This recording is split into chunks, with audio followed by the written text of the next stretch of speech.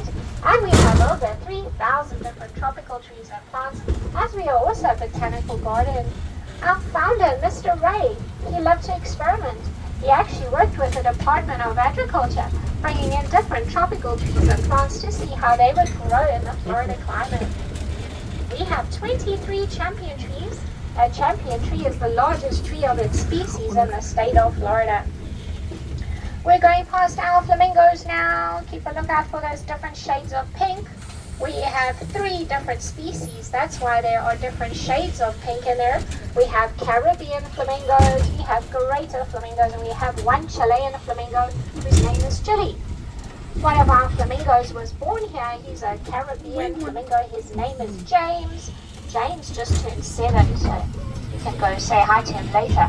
Guys, next to this pine tree, we have one of our handsome peacocks there. His name is Prince Charming.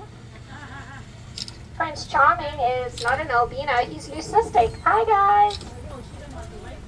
Leucistic because he has pigment in his eyes. His eyes are a bluey-grey color. Now if his eyes were pink, he would be void of all pigment, and then he would be an albino. Now on the passenger side, we're going past the Ray House. This house is a museum. When we get back, you can go in and you can learn all about our founders. Our founders, Jane and Floyd Ray, they bought 320 acres of land in the Everglades, and that was in 1927. And they planted a 40-acre citrus grove, which they called Flamingo Groves. At the height of Flamingo Groves, they had 2,000 acres of citrus. Our founders were pioneers who brought citrus here to Florida. As we take this corner, keep a lookout on the passenger side, guys. We have a tree growing here. This is called a cannonball tree. It's got some pretty flowers on it. And you might even see the big fruits at the top. They look like cannonballs. It's not a fruit you can eat, but it can be used medicinally. You can place the flesh on an open wound and it will help disinfect and thereby help heal the wound. Now on the driver's side, these 2 very big trees, these are lychee or lychee trees. They're native to China. We have a few looks like these are pea hens over here. Maybe that one is a peacock. But these guys are all young, so I think they were born earlier. I think they were born last year actually. And you see they've got some white mixed in with their normal colors, so they're called piebald. Now I think one of those is going to be a male. Now it does take about 3 years before they start growing in that beautiful long train, so I'm very excited to see how he looks when he gets bigger. It's going to be very handsome, right? Now we are passing our bananas. Keep your eyes peeled. The most consumed fruit in the world. Isn't that appealing? Over 100 billion bananas get eaten every year. Our bananas are not trees, they are plants. You can tell by looking at the stem. This stem is made out of compressed leaves and not out of wood or bark. A group of bananas is a bunch. A row or tier of bananas is a hand, and one banana is a finger. Anyone have a finger for breakfast? On the passenger side, we're passing our Caribbean garden. We have pigeon pea, we have plantain, we have pomegranate, we have tamarind. You guys like chocolate? Yes. Of course we like chocolate, right? This tree next to me on the passenger side, that is a cocoa tree or cacao tree or chocolate tree. You see the pods growing up there? They're yellow. They have to turn an orangey black color and then they will be ripe and we can pick them, take the beans out, ferment it, dry it, roast it, and process it into yummy chocolate. Now we're going to climb up. We're going up into our first tree island. This is our mini rainforest or subtropical rainforest. This was Mr. Ray's science experiment. He wanted to grow a rainforest, so he did. But it's not a true rainforest, guys. It's subtropical. Here in Florida, we can't have a true rainforest because firstly, we don't get enough rainfall, and secondly, we get too many storms, hurricanes, and tornadoes, and they take out the top layer of vegetation. So that top layer is called a canopy. In a true rainforest, the canopy is so thick, you probably need a flashlight and a rain jacket just to get around. Did you know that 1 out of 4 of the ingredients that we find in our medicines comes from a plant that grows in the rainforest? Also, around 1/3 of our land animals, call the rainforest their home. They have interesting animals like Bengal tigers, mountain gorillas, and the dolphins. We're going to go down now, down, and then we're going to go straight back up into another tree island. Now this is pretty typical of the Everglades. We have lower lying wetlands and some raised areas of land which are called tree islands or hammocks or hammockers. And now we're entering into our wild and primitive part of the garden. This is our native hardwood hammock. This is what old Florida would have looked like back in the day, before we had apartment buildings, before we had shopping malls. This would have been home for those animals that don't like to get wet. Animals like black bears, panthers, opossums, raccoons, birds, snakes, white-tailed deer, bobcats, and also the Native Americans, the Tokevskas, the Seminoles. They lived here originally. Now we are leaving our hardwood hammock. We're going into our wetlands area. We've got our mitigated pond here on the driver's side. Now we have a lot of ibis hanging out here. That is the white bird with a hook-shaped beak. American white ibis are called hurricane birds, and that's because they are very good at telling the weather. They can actually sense atmospheric pressure change, and they know when the storms are coming and when the storms are going. We also have a little moorhen on the edge of the water there, or a common gallinule. That's a little black bird with a red beak. Now she has very special toes. They're really long, and she can walk on top of those aquatic plants. What is that again? It's called a common gallinule or a moorhen. Yes, depends. Some have different names to different people. Now on the edge of the water we have these aquatic plants. So these are the plants it can walk upon if it wants to. These are called spatadoc. Spatadoc has long roots that filter and clean the water, but it also has a nickname in Florida. It's called bonnet lily, because bonnet is an olden day word for a hat, and if an alligator came up from the water and one of the leaves fell on his head, it would look like he was wearing a hat, hence bonnet lily. But don't worry guys, there's no alligators out here, okay? You're fine. We do have some turtles that live out here though. You'll see them when the sun is shining. They'll come and sit on the rocks so they can get a nice suntan. Now it's quite overcast right now, so they're not going to come out. In front of us we have our wetlands walkway. Our gardens are completely walkable. If you choose to do that, you're welcome to. At a later stage though, and probably not today. The weather is looking a bit weird later. We're going past our bald cypress swamp now. These trees are all bald cypress trees, and if you look on the ground you'll see the tree's leaves.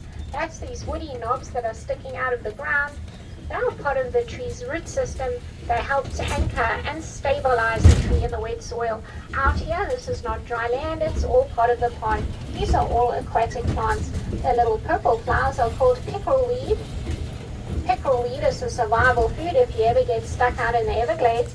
Don't be eating anything you're not sure of though, guys. There's a lot of plants that are toxic. Passing Everglades fan palms now on the driver's side. The Native Americans would have used these to cover their chicky huts back in the day. And now we're heading up into the mango grove. You guys like mangoes? Yes. Well, we had a good mango season. Unfortunately, you missed it. Our mango season was from May to July. We have lots of different varieties. We have about 12 different varieties of mangoes here. And they do come in all different shapes, sizes, textures, and colors. So if you tried a mango and you didn't like it, just try a different one. You never know. Mangoes are the national fruit of India, the Philippines, and Pakistan, and the national tree of Bangladesh. Now, if you went to India, that's where mangoes come from. If you went there, you could try over 1,000 different varieties of mangoes. They are the largest producer and consumer of mangoes in the world. Now we're going to go through the middle of our mango grove. Guys, it is said to be very lucky if you pass through the middle of a mango grove. So if you have any wishes, now's the time to make your wishes.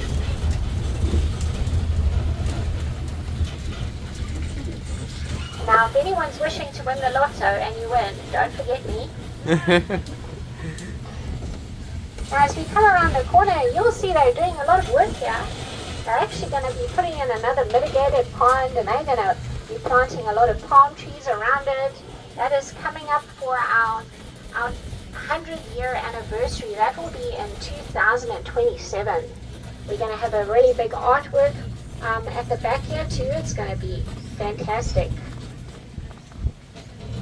We are going to pass our cactus and succulent garden now. So on the passenger side, we have a baobab tree that's flowering. It's got those orangey red flowers. We have prickly pear in the middle. We've got some candelabra. We got some aloe vera. We got some agave plants here.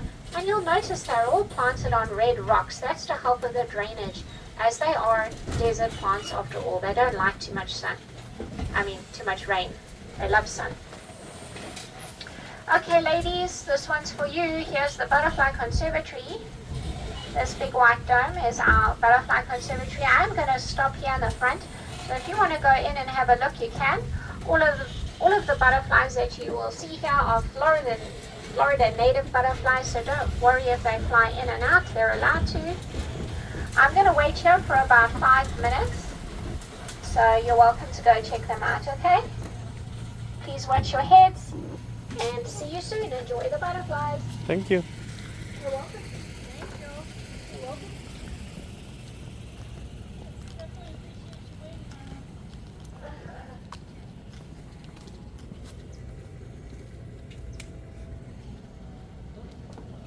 Go. Want me to take a picture of you guys? Take a picture. Give your phone. Leave the door open. Oh, she said we can. Really? Yeah. Oh. Oh, no, no. Okay.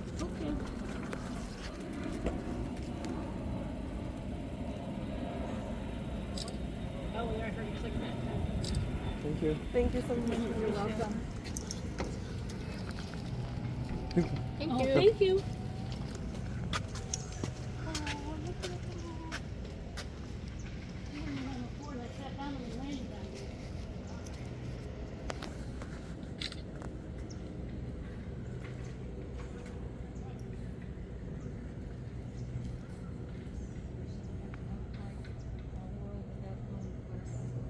Yeah, well, that was one of the reasons why I picked this place, because you could get both of them.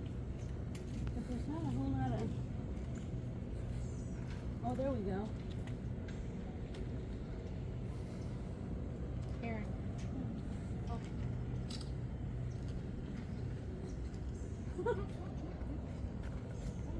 Butterfly here. It's open?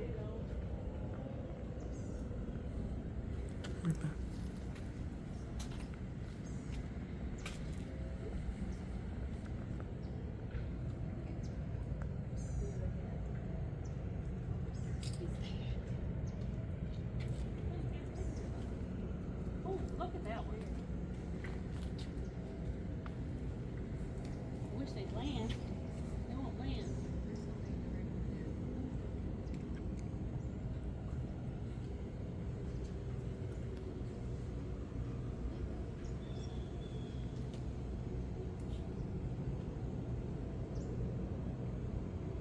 They're drinking the nectar. When they're landing, that's what they're doing.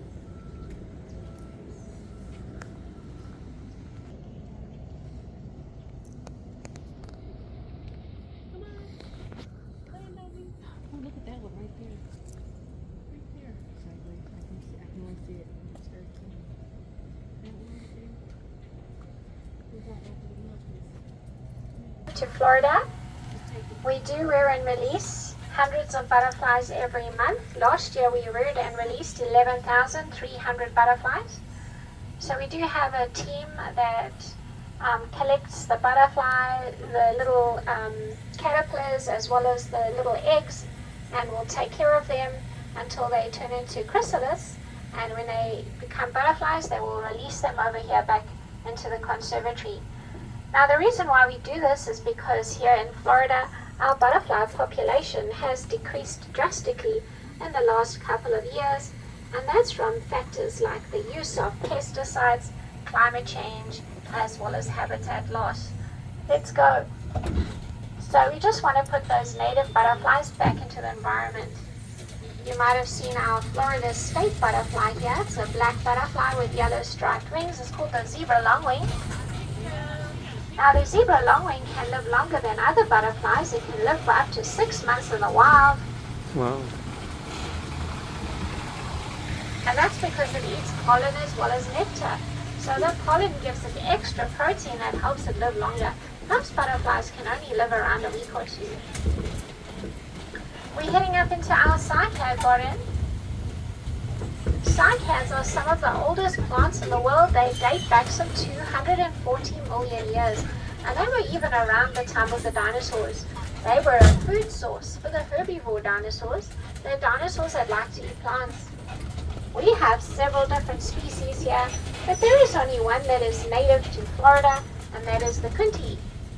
The kunti is the host plant for the Atala butterfly. Now, the kunti was almost extinct because they were using it to make flour in the 19th century.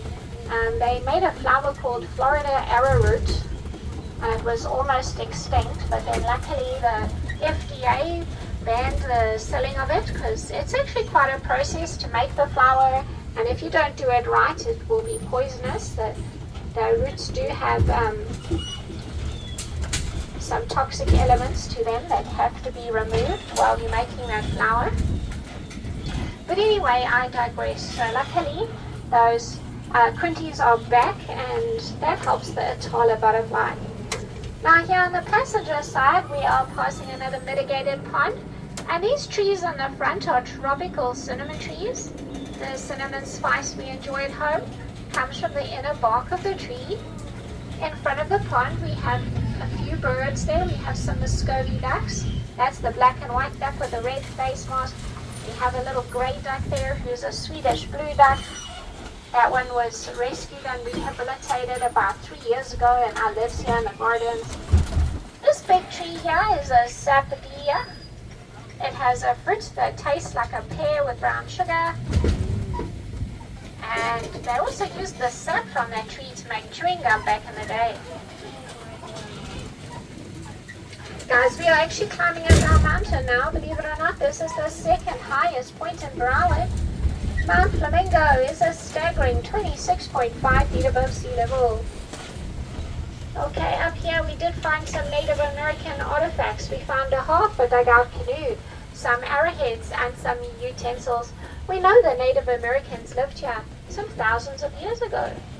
Now you'll see they're getting ready to do some work here in the back of our gardens.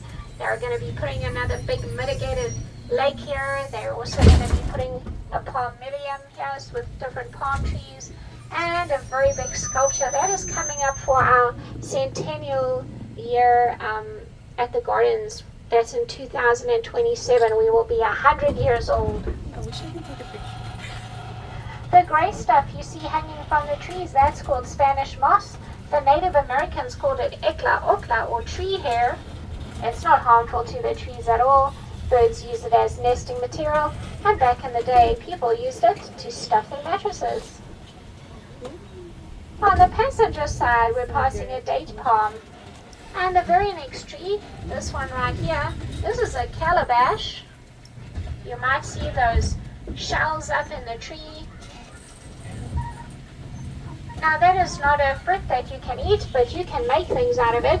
You can make bowls and cups and storage devices, and also a musical instrument called the maraca. That's a shaky musical instrument. It's like a rattle. On the driver's side, we are passing some Milky Way trees now. They have orange half-moon seed pods, and they have fragrant white flowers. It is said that if you walk between these trees under the moonlight, the flowers almost look like they're glowing, and that's how they get their name, the Milky Way tree. It looks like the stars in the Milky Way. This big tree here on the driver's side is a banyan tree. It's the national tree of India. It grows from the top down. It has aerial roots that shoot down from the branches. They grow down into the ground, and the tree looks like it's walking as it grows outwards. It's also called the walking tree. That tree can get so big that whole villages live under it. Here on the front we have southern live oaks. They're about 200 years old. They can live to be around 500. They are considered a keystone species in the plant kingdom because they offer shelter and habitat to a host of other plants, animals, and insects. Even the peacocks like to sleep up in the trees at night and find a peacock hotel for them. We're going to head back into the tram station now. Thanks so much for coming out and joining us. I hope you have enjoyed the tram tour. If you have any questions, you're welcome to let me know. My name is Caroline.